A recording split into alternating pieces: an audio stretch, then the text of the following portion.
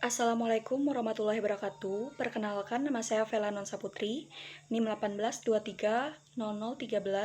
Di sini saya akan mempresentasikan review artikel yang berjudul Manajemen Risiko Produk Keuangan Mikro Syariah atau IMF oleh Lembaga Keuangan di Malaysia. Poin-poin yang akan saya bahas, yang pertama pembahasan teori, yang kedua kasus yang dibahas, yang ketiga objek penelitian, yang keempat teknik analisis data, dan kelima hasil dan pembahasan. 1. Pembahasan teori. Microfinance atau MF adalah industri yang berkembang pesat saat ini. Jumlah klien keuangan mikro telah mencapai lebih dari 100 juta di seluruh dunia, dan sekitar 90% dari mereka adalah keluarga termiskin yang tinggal terutama di negara-negara Asia.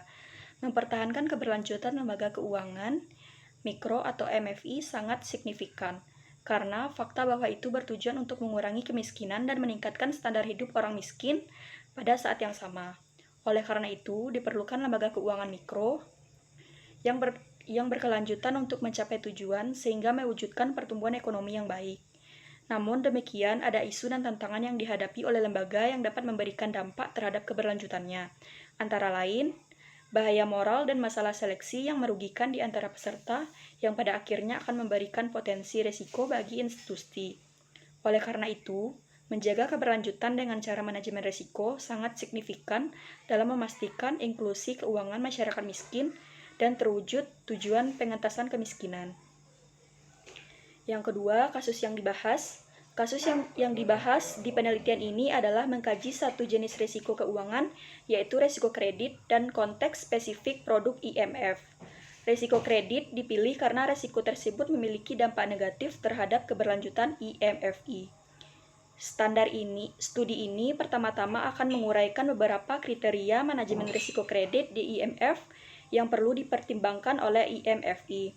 Risk Management atau IMF, produk dalam keuangan syariah, mengkhawatirkan penurunan kemiskinan melalui inisiatif keuangan mikro berrelevan dengan bank syariah. Sebagai badan usaha didirikan dalam akbid syariah, bank syariah diharapkan dapat dipandu oleh tujuan ekonomi syariah antara lain untuk memastikan bahwa kekayaan cukup beredar di antara semakin banyak mungkin, tanpa menimbulkan kerugian bagi mereka yang memperolehnya. Secara sah ini bisa dilakukan dengan memungkinkan penghasilan rendah untuk memiliki akses mudah ke keuangan mikro.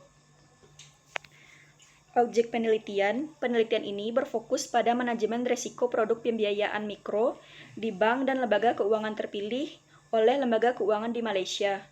Ide di balik penelitian ini adalah untuk mendapatkan gambaran yang jelas tentang bagaimana bank mengelola risiko, terutama risiko kredit, dan memeriksa situasi nyata.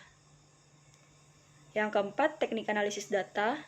Teknik analisis data primer dikumpulkan melalui distribusi kuesioner di antara petugas bank terpilih yang menangani langsung produk. Mereka adalah orang yang dipenuhi syarat untuk menjawab semua pertanyaan dan memberikan informasi yang relevan untuk penelitian ini. Lebih dari 50 kuesioner telah didistribusikan ke sampel yang dipilih. Namun demikian, hanya 34 set yang dikembalikan dan dapat digunakan untuk analisis penelitian. Semua data yang dikumpulkan diproses menggunakan SPSS versi 20 dan kemudian dianalisis secara deskriptif. 5. Hasil dan pembahasan. Produk keuangan mikro tidak kebal terhadap risiko krisis keuangan dan risiko kredit. Literatur di lapangan menunjukkan bahwa industri MF telah mengalami penurunan aliran modal masuk, kontraksi kredit yang parah, dan deteriorisasi kualitas portofolio pinjaman yang menyebabkan kapasitas dikeringkan.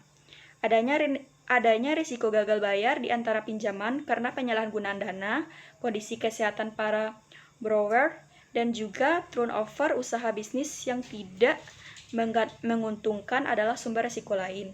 Dengan demikian, kemungkinan terjadinya risiko keuangan dan risiko kredit dalam pembiayaan mikro tidak boleh dianggap enteng. Dalam penelitian ini telah memeriksa bagaimana bank mengatasi risiko keuangan, melakukan manajemen risiko mereka, dan tantangan di balik implementasi produk. Dengan demikian, MKM dapat mewujudkan pertumbuhan ekonomi yang baik dan menjaga keberlanjutannya. Baiklah, hanya itu review artikel dari saya. Assalamualaikum warahmatullahi wabarakatuh.